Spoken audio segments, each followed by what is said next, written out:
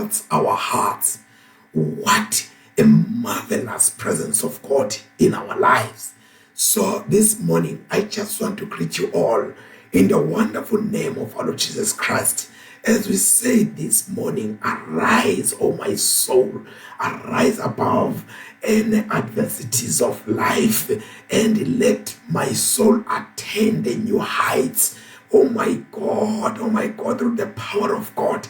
And I say this morning, as I declare and decree that let this day all troubles becomes your triumphs in Christ Jesus. Let your setback become your success. Oh my God, let your burdens becomes your blessings. Let your obstacles becomes your opportunities. Let the mountain of opponent becomes your mountain of opportunities. It's my prayer and my declaration wherever you are, child of God, as we embark on this day. We say, we decree and we declare, this day is a day of joy. This day is the day of meeting with God in whatever situation you are going through. Child of God, I want to assure you, God is by your side, and God is assuring you He loves you. He loves you. God loves you, child of God. It doesn't matter what you're going through. It doesn't matter what you're going through, but you must know uyangithanda uJesu, wangifela esiphambanweni, wangenza ngomunye wabantwana bakhe. Let us pray. In the name of God, the Father, Son, and the Holy Spirit, amen. We have come together as the family of God in our Father's presence to offer Him praise and thanksgiving, to hear and receive His holy word, to bring before Him the needs of the world, to ask His forgiveness of our sins, and to seek His grace, that through His Son Jesus Christ we may give ourselves into His service. The Lord feeds His people with the bread of life. Let us worship and praise Him. Glory to the Father, and to the Son, and to the Holy Spirit, as it was in the beginning, is now, and will be forever. Amen. Praise the Lord. Hallelujah. Let us call to mind and confess our sins.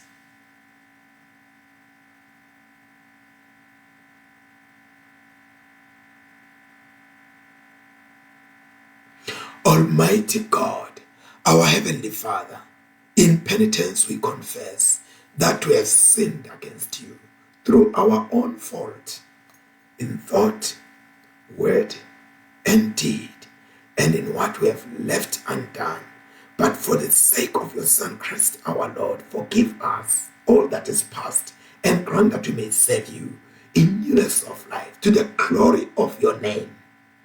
Almighty God, have mercy on us, pardon our sins, and keep us in eternal life through Christ our Lord.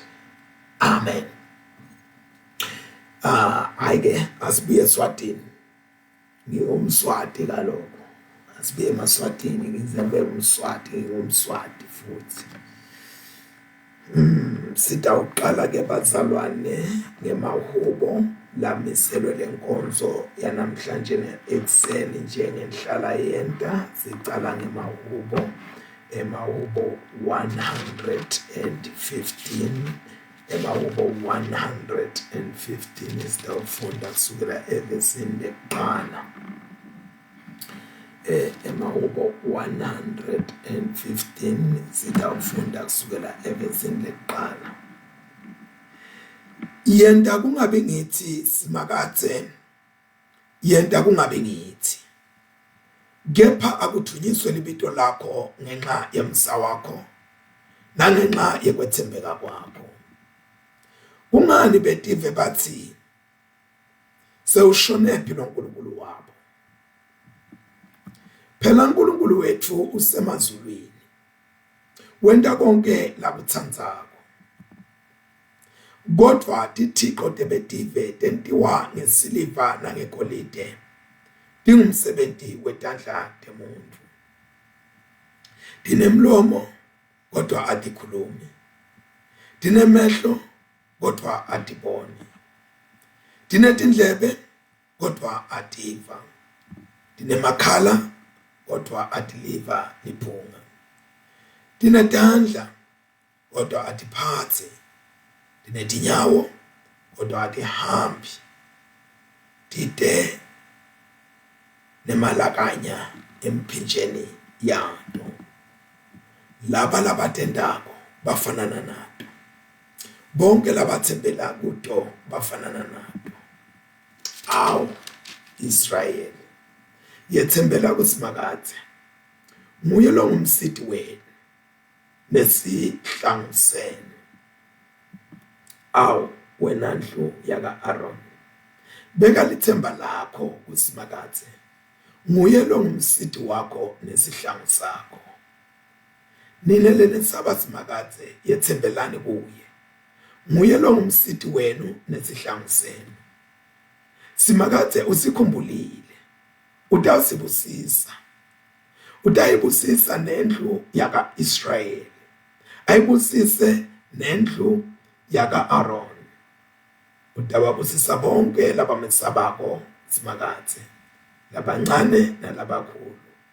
Shangathi Simakade angananzisela nine kanye nebantwabenu. Shangathi ningabusiswa nguSimakade, yena lo wenta lizulu nemhlaba. Emazulu ayindzawo yaSimakade, yena yedwa, kodwa umhlaba wawuniketela kubantu.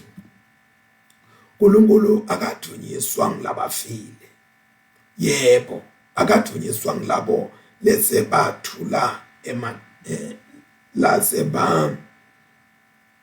thula emathuneni. Kodwa thina lesiphilako siyawubonga Simakade usukela manje kuze kube phakade. Haleluya, dumisani Simakade. Sifundo sekuqala ke bazalwane asikho la kuleti fundo tethu tanamuhla. Sisencwadini ye-Apocrypha, sisencwadini ye-Apocrypha. So sitawufunda yona kulo mzuzu.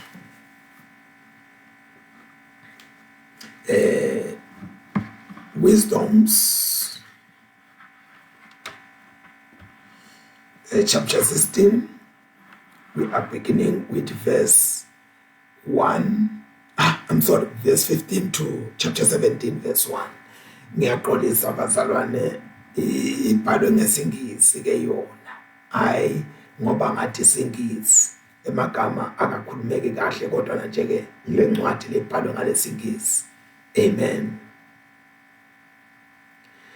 It is not possible to escape your hand.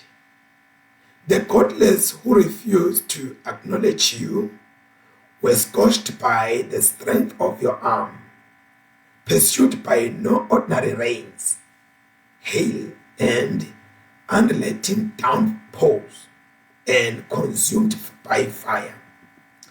Even more wonderfully, in the water, which quenches all, the fire raged fiercer than ever. For the elements fight for the vicious. At one moment, the flame would die down to avoid consuming the animals sent against the godless, and to make clear to them by that side that the sentence of God was pursuing them. At another, in the very heart of the water, it would burn more fiercely than fire, to ruin the harvest of a guilty land. How differently with your people. You gave them the food of angels from heaven, untiringly sending them bread already prepared, containing every delight, satisfying every taste, and the substance you gave demonstrated your sweetness towards your children. for comforting. Oh, I'm sorry. Hey, why am I reading words that are not there? For conforming to the taste of whoever ate it. It transformed itself into what each eater wished. Snow and ice endured the fire without melting. My God. Excuse me. By which they were to know that to destroy the harvest of their enemies. Fire would burn even in hail and flare in falling rain. Whereas, on the other hand, it would even forge its own virtue in the service of feeding the fishes. For creation, in obedience to you, its maker, exerts itself to punish the wicked and slackens for the benefits of those who trust in you. Thus, it became, by a total transformation, the agent of your own nourishing bounty, conforming to the wish of those in need, so that your beloved children, Lord, might learn that the various crops are not what nourishes man, but your word, which preserves all who trust in you. For that which fire could not destroy melted in the heat of a single fleeting sunbeam, to show that to give you thanks we must rise before the sun and pray to you when light begins to dawn. For the hope of the ungrateful will melt like winter's frost and flow away like water running to west. Your judgments are indeed great and inexpressible, which is why undisciplined souls have gone astray.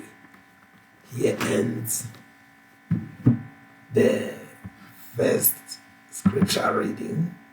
The second scripture reading is from the New Testament, written in Romans chapter 14, and we'll be reading from verse 13 to 23. Romans chapter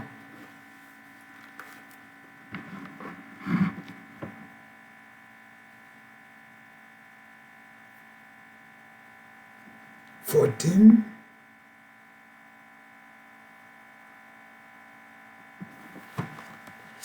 and we are reading from verse 13.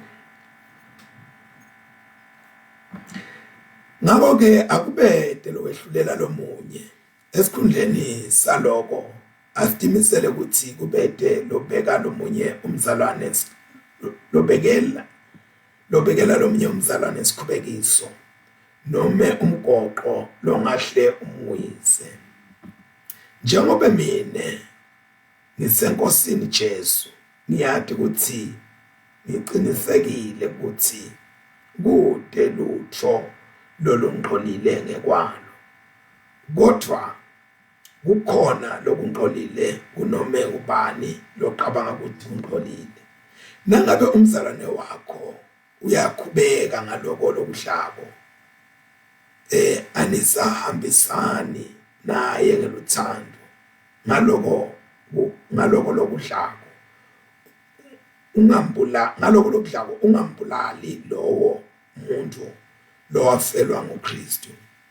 Ngakho-ke ungakuvumeli loko lokuhle kuwe ukuthi kukhulunywe kabi ngako, ngoba umbuso kaNkulunkulu awusiwo kudla nokunatha, kepha ukulunga nekuthula nekujabula kumoya longcwele.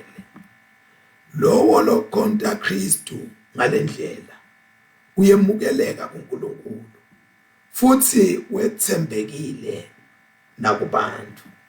Ngakho ke asilangadelele lokuletha uthula nekwakhana lesekwentiwe nguNkulunkulu, ungakuqithi ngesizathu sekudla, kodwa kuhlantekile, konke kuhlantekile, kepha akukalungi umuntu ukuthi lokho lakudlako kube sikhubekiso.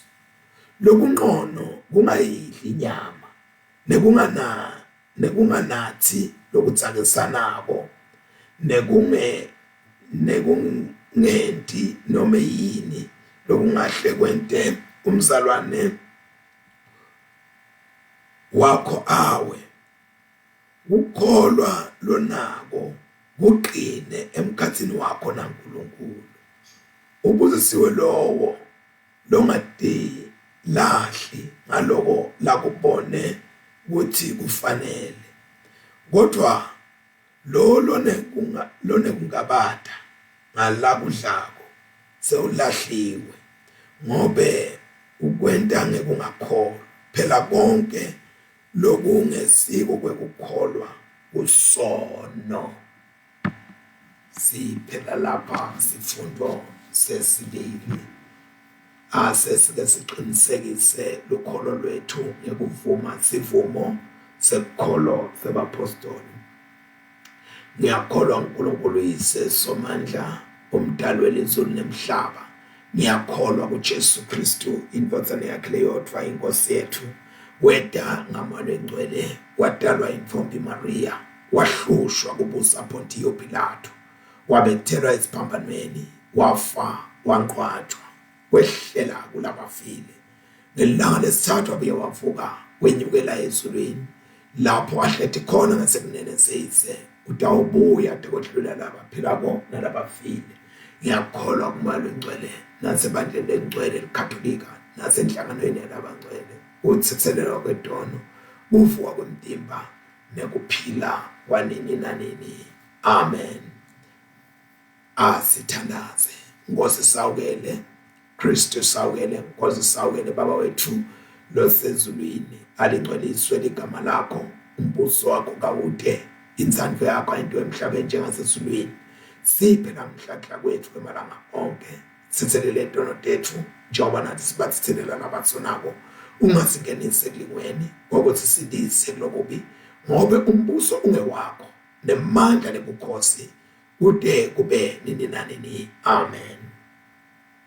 Nkosi uNkulunkulu, siyacela ukuba usiphe isibusiso sakho, libandla lakho bungcwele, umhlaba kuthula, siphe sakithi kulunga, bantu bonke kwathi umthetho wakho. Vikele emakhaya ethu, vikele lababuthakathaka, philise labagulako, thuthudela abafako, usize sonke kuvikele lokujabulisako. Sicela konke lokhu ngaJesu Kristu uyinkosi yethu. Amen.